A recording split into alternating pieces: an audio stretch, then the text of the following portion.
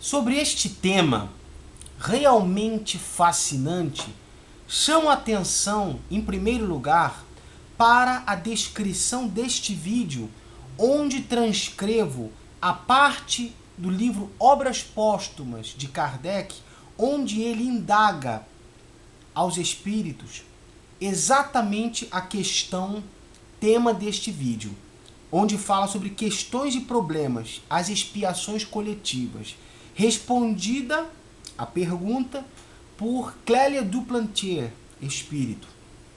Lembrando sempre que não é correto dizermos o espírito de fulano ou de ciclano, pois não somos nós que possuímos um espírito. O espírito que somos nós e que possui um corpo. No momento, estamos neste corpo. Posteriormente, estaremos em outros corpos, como anteriormente já estivemos também em outros. Portanto, nós somos o nosso espírito e possuímos o corpo, e não vice-versa. Portanto, não é correto dizer se o espírito de Clélia Duplantier, o espírito de fulano ou de ciclano, exatamente por esta particularidade. A confusão é natural pela tradição, pelo hábito, mas é interessante levarmos isto sempre em consideração. A questão tema deste vídeo, que fala exatamente sobre as expiações coletivas, chama atenção para o complemento valiosíssimo que faz Kardec sobre esta mensagem, sobre esta resposta dada pelo espírito, por Clélia Duplantier, espírito. Faz ele uma longa nota de seu próprio punho, de sua própria inteligência, explicando esta questão, que por falta de espaço na descrição do vídeo não pude transcrever. Porém, tomei o cuidado de, ao final da descrição deste vídeo, colocar um link, levando diretamente para o livro Obras Póstumas de Kardec, edição da Federação Espírita Brasileira. A questão é muito simples.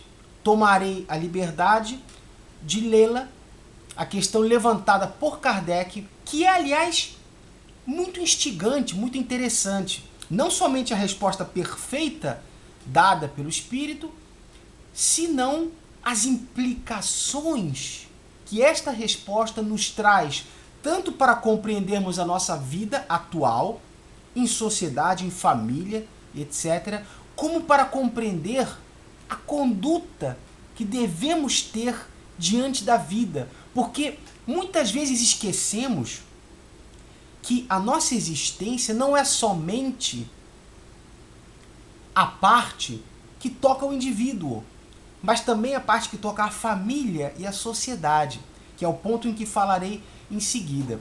Ou seja, Kardec, como grande semeador, eis que a doutrina espírita que codificou, que processou, que compreendeu para nos trazê-la de forma didática, não somente lança pérolas impressionantes sobre a compreensão filosófica do destino humano, da vida, das implicações, mas nos faz pensar, nos faz raciocinar. E é por isso que em outros vídeos tomei a liberdade pessoal de levantar algumas bandeiras.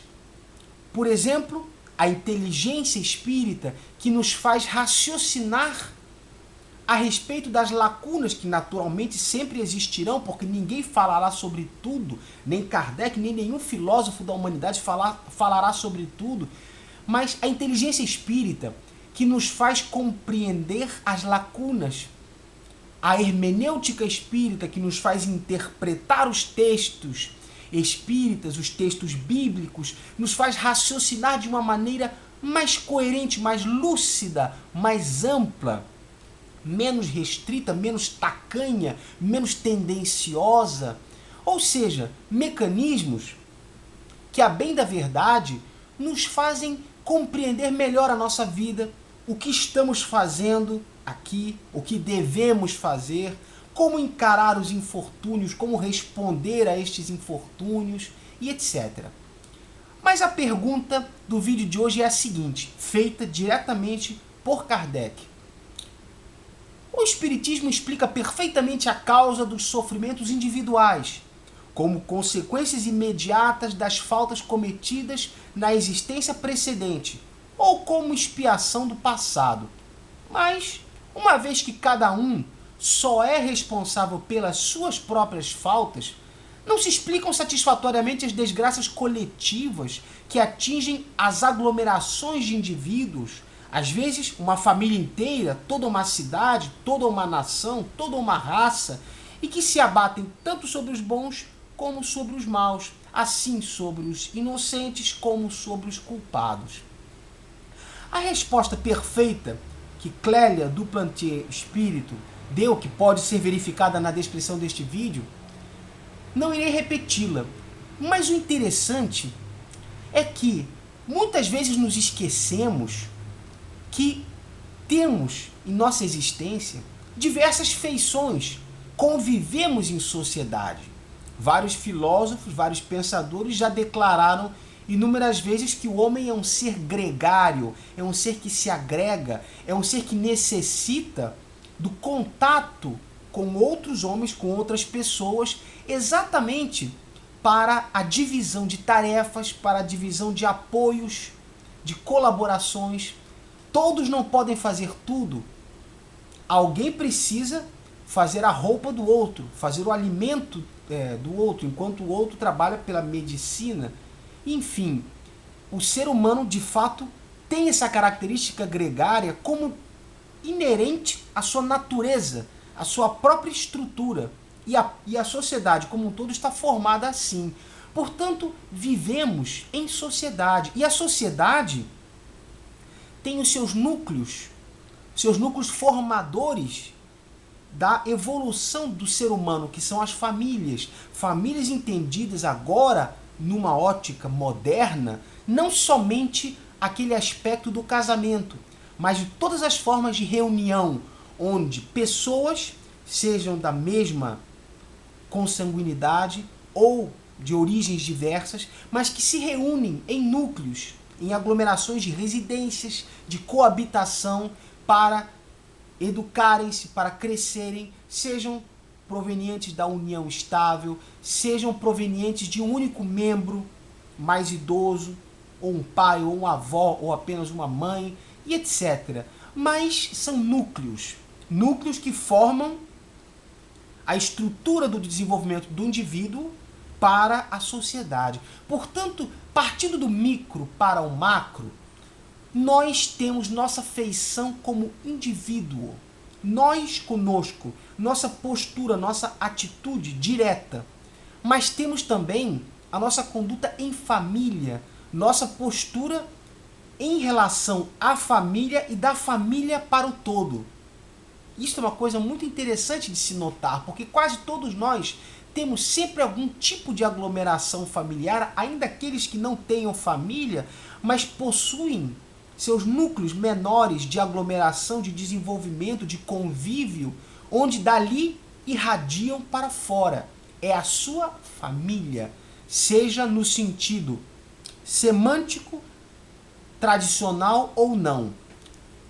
E o terceiro ponto é a feição do indivíduo diante da sociedade, como cidadão, como usufruidor das instituições, do Estado, da saúde pública, do transporte público, da declaração de imposto de renda e de uma série de estruturas que a sociedade possui para abrigar o indivíduo. É interessante que na resposta que nos dá a Clélia Duplantier Espírito, nos mostra muito claramente que, conquanto esses três setores do ser humano sejam convergentes, atuem simultaneamente, possuem eles independência. Ou seja, pode ser um indivíduo bom em si mesmo, no seu contato direto, mas pode ser um mau membro familiar. Pode ser uma pessoa que familiarmente atue em sociedade e no mundo de uma maneira inadequada. Pode ser um mau membro da família, prejudicando a sua própria família, mas pode ser um bom cidadão.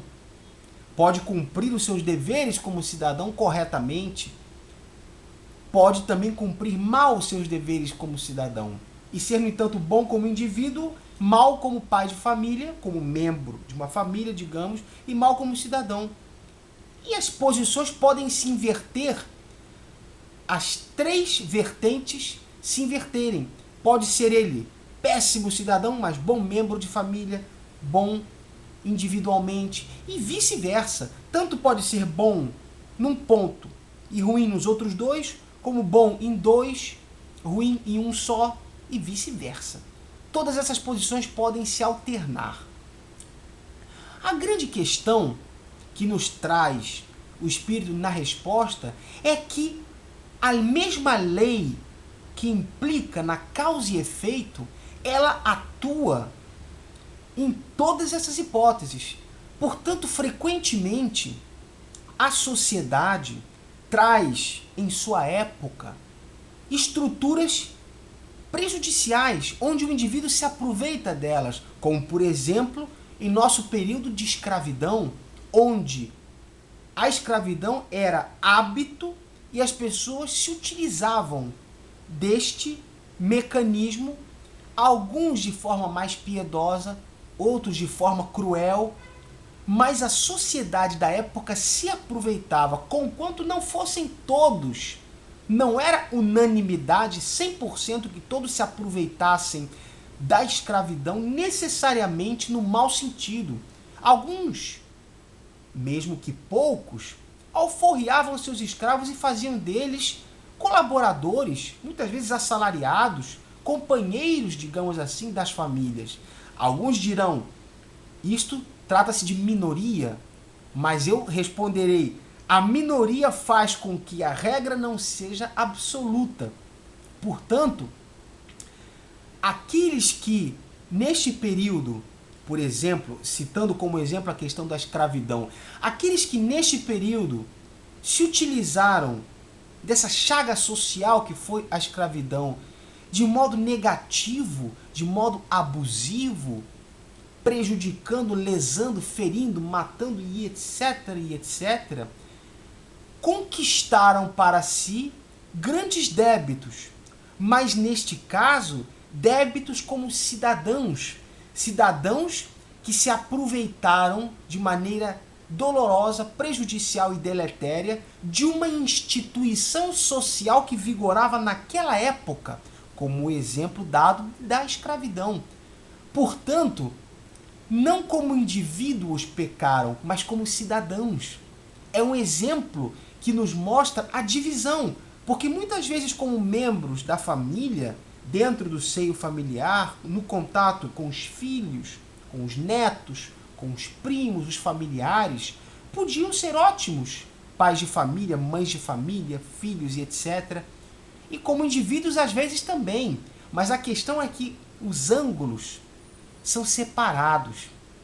Isto nos faz compreender, quando o Espírito nos responde, que a mesma lei rege todos esses fenômenos, no sentido de que as expiações, as catástrofes, que muitas vezes atingem uma quantidade grande de pessoas, da mesma forma como num acidente, por exemplo, de avião, onde padecem 200 e poucas pessoas, ou num acidente de ônibus, onde padecem menos pessoas, e etc., nos mostra que, da mesma forma, veja como a lei de Talião, aplicada pela espiritualidade, naturalmente com seus abrandamentos e suas sutilezas, mas digamos, como a lei de causa e efeito é perfeita, porque ainda que os destinos de cada um destes espíritos, de cada uma destas pessoas, seja diverso,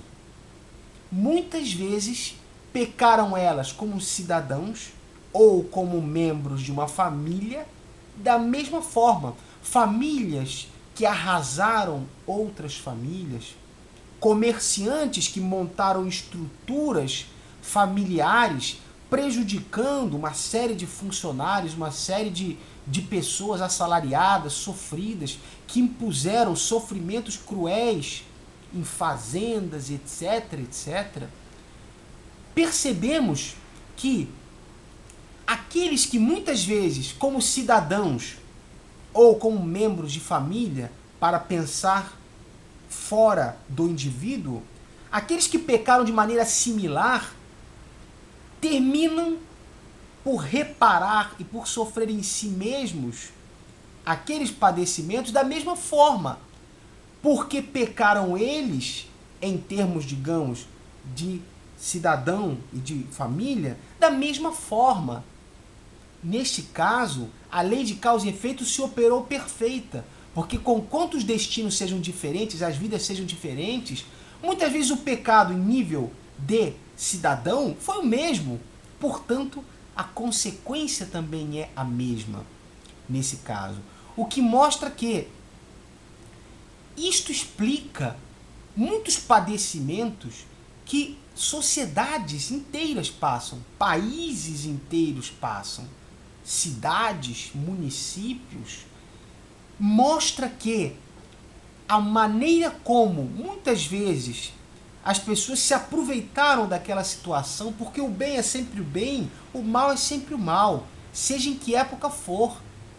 Ou seja, aqueles que se aproveitaram sabendo daquela posição inadequada que a sociedade passava, aqueles que viam seus irmãos escravos e, mesmo assim, percebendo que eram seres humanos, os tratavam como se assim não fossem, aqueles que se aproveitavam daquela situação de maneira deletéria, de maneira sofrida para os outros, adquiriram estes débitos em postura mais ampla, como cidadãos ou até membros de família, mas não como indivíduos, pois a instituição vigorante na época era aquela. Ao tratarem os escravos como escravos, ofendiam a humanidade e a moral, mas não a lei, porque a lei na época que vigorava era aquela. A lei que vigorava era aquela. Mas a solidariedade é sempre a solidariedade, o amor é sempre o amor. Não é porque o tempo passa, porque os séculos transcorrem, que o amor deixa de ser o amor. Ele continua sendo. Portanto, a inteligência destes elementos nos faz compreender as situações que determinadas profissões passam em termos de baixos salários ou de baixo reconhecimento.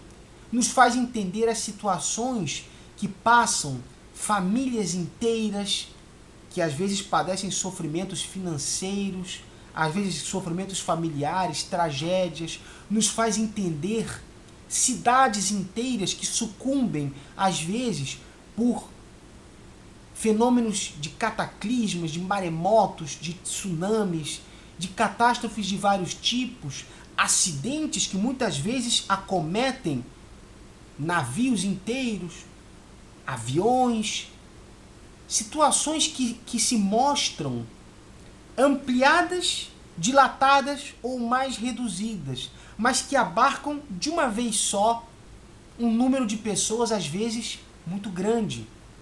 Dessa maneira podemos compreender o porquê que estas coisas ocorrem. Lembrando o fundamental, não podemos fazer do Criador uma ideia nem sequer aproximada, pois que nos faltam sentidos para isso. Temos nossa audição tão pobre que até um cão ouve mais do que nós, fareja mais do que nós. Ou seja, temos uma série de sentidos muito limitados. Quanto mais fazer ideia da criação. Portanto, não podemos imaginar a criação divina, Deus, Alá, Jeová, etc., o nome que quisermos dar a Deus, a criação divina, a força criadora, não podemos imaginá-lo pela nossa ótica mesquinha, como um Deus carrasco, antropomórfico, feito então à forma de homem, imaginá-lo como um senhor de 5 metros de altura e longas barbas, impondo severas penas, castigando com ódio e com rancor os seus filhos, esquecendo aquela famosa frase bíblica que Não quer o Pai que nenhuma das ovelhas se perca. Então não me venham com degredos eternos, infernos eternos e situações absolutamente parabólicas e fantasiosas. Porque é evidente que toda ideia mesquinha que fazemos a respeito da criação se reflete em nosso próprio entendimento precário da vida. Passamos a entender um Deus como um Deus que castiga, o que é absolutamente destituído de coerência. Não podemos imaginar que Deus é como nós. Pelo amor de Deus. Não podemos pensar nisso. Temos que ter uma visão um pouco mais dilatada. E a doutrina espírita é profundamente profícua em nos trazer essa ideia mais ampla do que a criação divina planeja e organiza para nós. Não quer ela castigar. Pelo contrário, o que deseja ela é simplesmente organizar novamente aquilo que foi desorganizado, reparar. Aquela frase que em alguns vídeos já disse, a frase popular, aqui se faz, aqui se paga, é transformada pela doutrina espírita na frase, aqui se faz, aqui se repara. A reparação é que é o mecanismo pedagógico da justiça divina. Entendemos isso não por dominarmos os desígnios de Deus, mas por percebermos, através das causas e efeitos, à nossa vista, através dos conhecimentos que a doutrina espírita nos traz, percebemos por que e como os fenômenos ocorrem e nos damos conta da lei de causa e efeito e da tendência pedagógica que a criação divina tem, o plano da espiritualidade tem para as nossas existências. Não padecem famílias, cidades e etc., aviões, não padecem porque a criação divina está punindo. Existe aí um mecanismo pedagógico de reparação. Algumas vezes já falei sobre isso em outros vídeos, mas o mecanismo de reparação basicamente é aquele que, quando a pessoa destrói a casa de seu vizinho, não irá ela presa, nem sofrer torturas e nem ser anatematizada, excluída, banida ou degradada.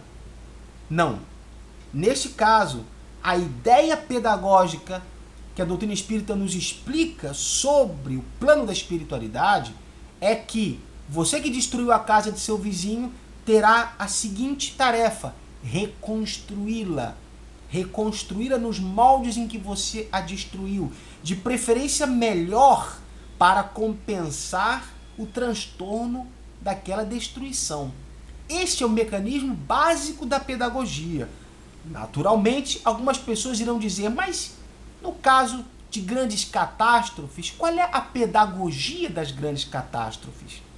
A questão é muito interessante, porque quando imprimimos, seja na feição de cidadão, seja na feição familiar, para falar em postos, em patamares mais numerosos, além da questão do indivíduo, quando imprimimos sofrimentos aos demais, quando nos aproveitamos das instituições injustas que as sociedades dão a nosso dispor, quando atuamos de maneira inadequada, de maneira egoísta, de maneira perversa, ainda que a sociedade, com suas leis, sancione essas condutas, como no caso que exemplifiquei da escravidão, que por mais amoral e imoral que fosse, era lei na época. E as pessoas se aproveitavam da lei de maneira abusiva e inadequada, pois a própria lei que vigorava nesse momento já era por si só cruel, injusta e inadequada. Mas, quando pensamos, voltando, quando pensamos nesta feição mais ampla, o sofrimento que impomos aos demais, os danos que causamos às sociedades, às coletividades, inseridos nessas estruturas maiores, são danos que ficam conosco em termos de perispírito e que não basta uma conversa muito bem conversada para que possamos compreender o dano que causamos e para que possamos efetivamente, em existências posteriores, ter uma vida mais condigna.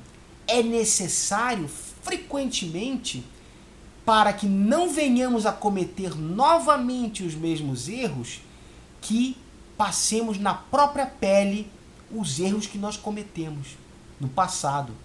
Este passar na própria pele é reparador porque nos ensina exatamente aquilo que nós fizemos, de maneira que na próxima encarnação e em sucessivas encarnações não conseguimos mais cometer aqueles equívocos por saber na própria pele o papel que eles realmente possuem. Exemplificando, quando tenho uma ganância desenfreada, falo, por exemplo, 300 anos passados.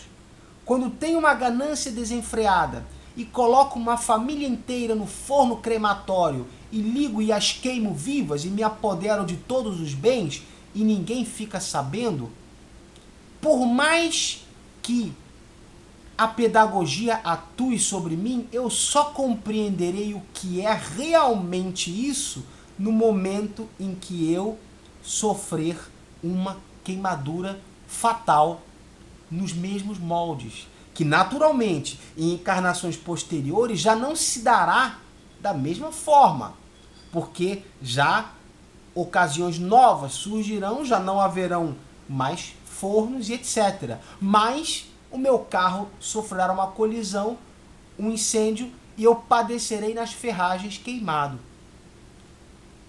Se pensarmos no aspecto pedagógico, parece, de certa forma, inverossímil, parece uma lógica cruel, mas, na verdade, o que fica para nós, após esse desencarne, quando podemos, através do período na erraticidade, recobrar a nossa memória e verificar o que fizemos, e verificar o que passamos, e verificar que muitas vezes pecamos porque não conseguimos entender aquilo que fizemos. A espiritualidade tenta nos dar oportunidade, muitas vezes, após um crime desse nível, de repararmos com amor, com gratidão, auxiliando os sofredores, auxiliando as vítimas de queimaduras, mas muitas vezes nosso egoísmo não nos permite. Muitas vezes dizemos, eu vou ajudar quem? Não vou ajudar ninguém, só a mim mesmo. E desencarnamos, e na próxima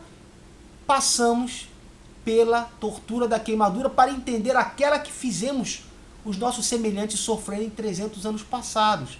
Então, após esse período, no momento da erraticidade, quando compreendemos de fato o que aconteceu e guardamos dentro de nós o sofrimento que passamos, análogo àquele sofrimento que fizemos nossos semelhantes passarem 300 anos atrás, garanto que após esse período o ensinamento fica muito bem claro, de maneira que antes de fazermos nossos semelhantes sofrerem após todo esse tempo, vamos pensar duas vezes. E algo dentro de nós, algum sentimento que não saberemos explicar,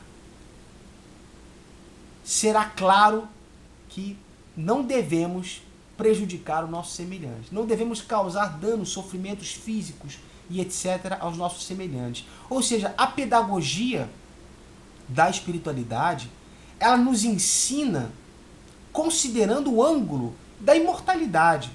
Se pensarmos no ângulo restrito de uma única encarnação, não conseguiremos entender absolutamente nada da vida, nada do espírito, nada sobre nada. A visão que se centra e se fecha numa única encarnação é uma visão que, a bem da verdade, não consegue explicar praticamente nada com alguma coerência.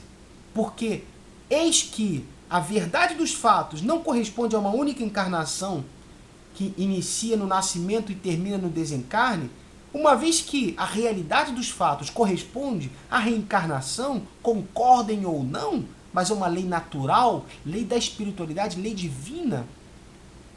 Se tentarmos entender de outra maneira, não vamos compreender absolutamente nada. Somente com a ótica elucidadora da doutrina espírita, que vai se debruçar sobre todo o conhecimento humano, podemos compreender a lógica das encarnações, o que acontece, os sofrimentos que ocorrem, e desta maneira as expiações coletivas se enquadram neste raciocínio de pessoas inseridas em sociedade, em profissões, em instituições públicas, em empregos, em diversas posições, onde muitas vezes são bem-aventuradas afetivamente, familiarmente, mas padecem sofrimentos em aspecto como cidadão, e etc, e etc. Isto muito bem nos explica esta comunicação. E Kardec, quando escreve a sua nota, que não pude transcrever por falta de espaço, mas que remeto todos a lerem no livro Obras Póstumas, quando explica ele esta comunicação sobre as expiações coletivas, ele nos deixa muito claro que a finalidade da doutrina espírita não é impor solidariedade, não é impor fraternidade, não é impor o bem. Não, é deixar a pessoa humana livre para que seu livre-arbítrio atue com a tranquilidade necessária, porém demonstrando as implicações de causa e efeito das nossas condutas, mostrando que a necessidade de sermos caridosos, a necessidade de sermos indulgentes, piedosos, a necessidade de sermos tolerantes, gentis, a necessidade de elevarmos a fraternidade ao nível o mais concreto possível, o mais vivido possível, tanto em sociedade como no seio de nossa família, com as pessoas que nos rodeiam. Esta necessidade, a doutrina espírita nos mostra que ela tem relação com a causa e efeito. Precisamos agir assim, não por imposição, mas por compreensão de que a lei de causa e efeito vai se operar e o mal que fizermos teremos um trabalho danado para repará-lo posteriormente. E não vale a pena o prazer mórbido de algumas pessoas por alguns instantes de vingança, de saciar seus instintos animalizados e vingativos, por décadas e décadas de reparação daqueles males causados. A doutrina espírita eleva a solidariedade, a fraternidade, a caridade, a tolerância, a paciência a um nível extremamente mais elevado, porque não são mais, como nas doutrinas tradicionais, conceitos filosóficos belos. São situações que implicam diretamente na causa e efeito que nos acompanha, encarnação após encarnação. O que fizermos hoje, amanhã colheremos. A doutrina espírita tem a frase, uma das frases mais emblemáticas, que diz: a semeadura é facultativa, plantai o que quiserdes, mas a colheita é obrigatória. Plantai o que quiserdes, mas o que plantardes será colhido impreterivelmente por vós, hoje, amanhã ou em próxima encarnação. Eis que às vezes os nossos enganos e crimes são de tal maneira pesados que necessitam de uma preparação para a encarnação futura, para sua devida reparação.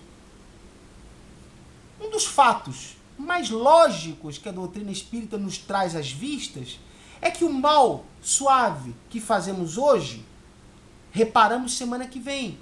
O mal mais denso que fazemos hoje, reparamos na década que vem. Mas aquele mal mais agudo e mais pesado que voluntariamente realizamos, muitas vezes, para ilusão de muitos que só veem as aparências na Terra, muitas vezes não se apresentam em nossa encarnação atual. Necessitam de uma preparação para reparação em encarnação futura. Então, vemos pessoas cujos delitos são gigantescos e que aparentemente gozam de uma vida até certo ponto tranquila, confortável, às vezes submersos na riqueza material, no usufruto e no gozo dos bens materiais, da beleza, às vezes da saúde e etc. Mas esquecem-se estes que veem somente a aparência imediata, esquecem-se que a verdade dos fatos não é aquela que está circunscrita nesta encarnação. Esquecem-se eles que os outros que pecam de maneira muito dolorosa estão preparando uma expiação e um aprendizado futuro mais cuidadoso, onde muitas vezes encarnam com graves sofrimentos desde o berço, que se prolongam por uma existência inteira. É como se os delitos mais graves precisassem de uma reparação, de uma pedagogia e de um aprendizado mais profundo, mais cuidadoso, mais efetivo. E é o que de fato ocorre. Portanto, quando Kardec nos explica nesta nota sobre esta mensagem, título do vídeo atual, quando ele nos explica que a doutrina espírita irá, década após década, século após século, se disseminando sobre todas as outras doutrinas sem macular absolutamente os pontos que destacam estas doutrinas, os pontos nevrálgicos, mas irá esclarecer todas as filosofias e doutrinas sobre esta ótica mais ampla, de que a fraternidade, a caridade, longe de serem belas ideias filosóficas, são realidades que se mostram como opções, mas cuja opção, se nós não seguirmos desse caminho, teremos que reparar o mal que fizermos.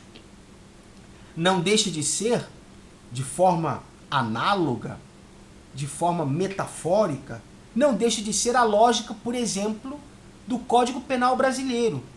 Não vemos no artigo 121 escrito: é proibido matar um ser humano. Não vemos isso. Vemos escrito ali, artigo 121, matar alguém, pena 6 a 20 anos de reclusão. Vejamos, matar alguém, a pena é essa. Não há escrito textualmente a proibição. É evidente que a lei deseja, o direito deseja, as instituições desejam que nós não matemos, mas eles não dizem você está proibido de matar. Eles apenas colocam, se matar, a pena é esta. Você quer ficar 20 anos preso? Então mate da pior maneira possível, ficará 20 anos preso.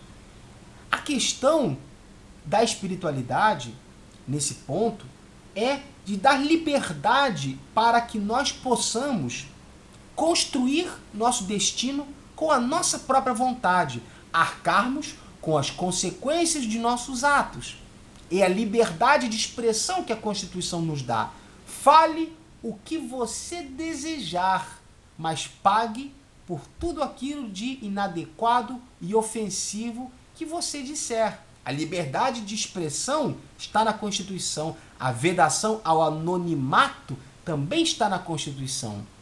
Fale o que quiser, mas identifique-se, porque se você a alguém ofender, deverá responder. Portanto, a espiritualidade, que já nos mostrava, na época de Kardec, já desde 1857, nos mostrava toda esta coerência e esta lógica, nossa Constituição começou a elucidar isso de maneira mais clara e mais profunda na Constituição de 1988, para percebermos que a espiritualidade tem leis muito claras, muito límpidas. E a lei é esta: causa e efeito. Fazei o que quiserdes, mas irás responder. Então, a partir desse ponto, a mensagem que a doutrina espírita nos vai trazer sobre as expiações coletivas, que não se encontra exatamente no texto de Kardec e nem de Clélia Duplantier Espírito, é o raciocínio espírita, a inteligência espírita, que nos faz pensar sobre este tema para construir a inteligência que vem a seguir. Se temos à nossa disposição este arsenal de conhecimento sobre as expiações coletivas, nos damos conta de um ponto muito importante: o ponto de exercermos sempre em sociedade e em família principalmente, para atingir esse assunto, o nosso senso, o nosso julgamento, o nosso discernimento, de maneira que, mesmo que a sociedade nos faculte o direito de ofender, o direito de fazer algo de inadequado, o direito de magoar, o direito de oprimir, temos que resistir a este direito. Mesmo que a sociedade faculte o direito a nos embriagarmos e machucarmos A ou B, o direito de abusarmos da promiscuidade, do sexo gratuito, de adquirirmos enfermidades e disseminarmos enfermidades, mesmo que a sociedade nos dê o direito de fazer uma série de coisas erradas, temos que resistir a esses direitos, temos que resistir a estas possibilidades. Você pode ir num lugar, num baile X, Y, Z, e você pode exercer a promiscuidade no nível mais agudo, você pode. Mas a questão vem do apóstolo Paulo: tudo eu posso, mas nem tudo me convém. Então, tudo que a sociedade e a família nos oferecem em relação a outras famílias, em relação à sociedade e etc., precisa passar pelo crivo do nosso raciocínio e do nosso senso moral. A doutrina espírita nos diz isso, para que nós não adquiramos consequências danosas em termos de cidadão, em termos de família, para que nós não tenhamos que reparar com expiações dolorosas e com situações pedagógicas muito duras no futuro, como cidadãos sofrendo opressões de instituições governamentais, de situações de saúde, de transporte público e etc., porque pecamos desta forma em encarnação e em geração pregressa. Nos fala Kardec também de que, assim como temos as famílias, temos as gerações, que são os núcleos sociais que vão se sucedendo, que vão renovando a sociedade. Estamos dentro deles, como pessoas, como cidadãos, como família. Então, a doutrina espírita nos traz esse ensinamento de que tudo podemos, mas nem tudo nos convém, diz o apóstolo Paulo, e a doutrina espírita elucida, exatamente porque aonde pecarmos, aonde ferirmos os sentimentos dos outros, aonde exercermos abusivamente os nossos direitos, aonde exagerarmos nos vícios, aonde exagerarmos nas drogas, no sexo desregrado, na disseminação de doenças, aonde nos aproveitarmos das instituições públicas de maneira inadequada, de maneira lesiva, carrearemos consequências não individuais, mas consequências coletivas, consequências familiares.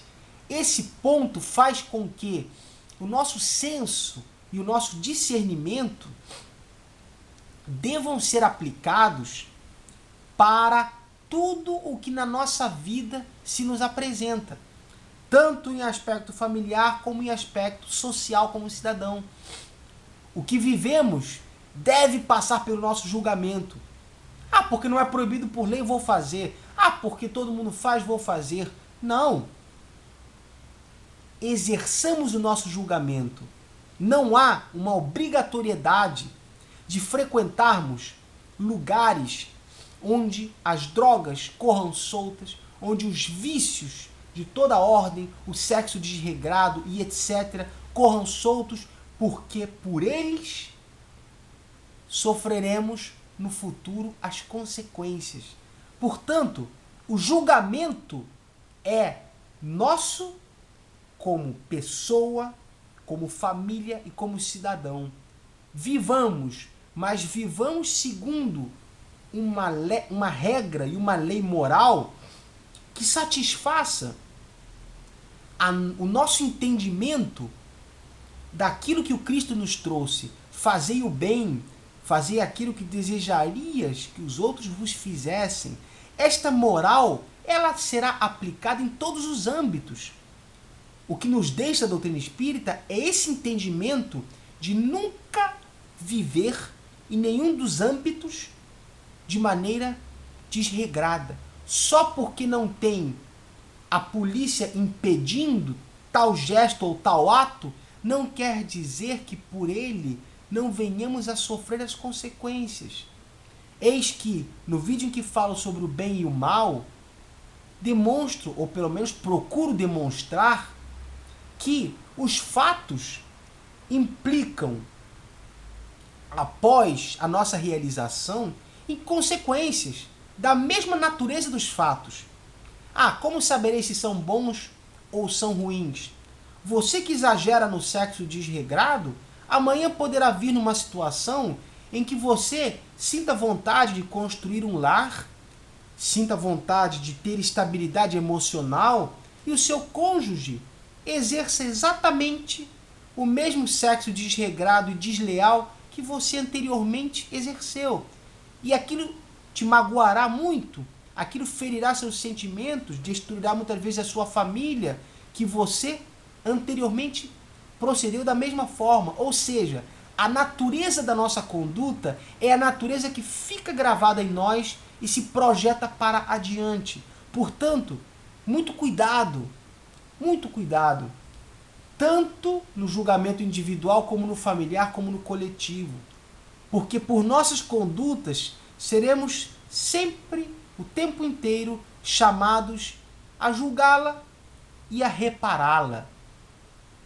Esse é o ponto principal deste conhecimento que nos traz Kardec no livro Obras Póstumas, que convido todos a lerem, e que explica fenômenos que anteriormente ficavam de maneira absolutamente incompreensível, inexplicável, de maneira que atribuir a justiça de Deus a estes fenômenos sem remontar as suas reais causas era sempre uma eterna hipocrisia, era sempre uma eterna falseação da verdade, falsidade da própria realidade dos fatos, que agora, com o conhecimento espírita, se torna muito mais claro.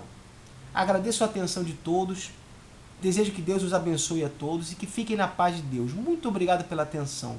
Um abraço a todos os meus amigos. Fiquem com Deus.